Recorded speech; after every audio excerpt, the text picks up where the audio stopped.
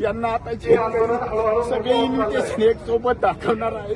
चूल घेऊन आलो का, आम्ही काय घेऊन आलो, कांदे घेऊन आलो, त्याला इतकं थांबण्याचं काय कारण आहे? दबाव करत आहे. तो का आला इथून सुरुवात आहे. महाराष्ट्रात शेतकऱ्यांनी फिरायचं नाही का अशी परिस्थिती आलेली आहे.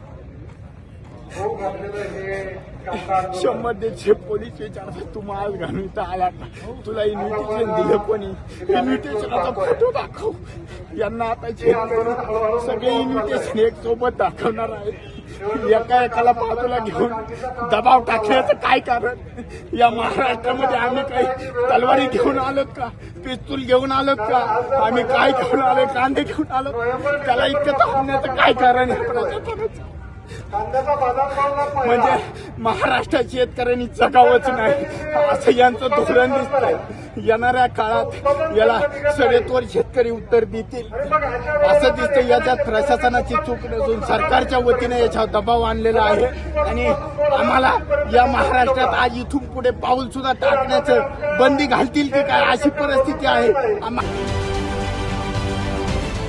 महाराष्ट्रातील सर्व बातम्यांचे विश्वासार्ह व्यासपीठ सकाळच्या सर्व सोशल मीडिया प्लॅटफॉर्मला लाईक, फॉलो आणि सबस्क्राईब करा.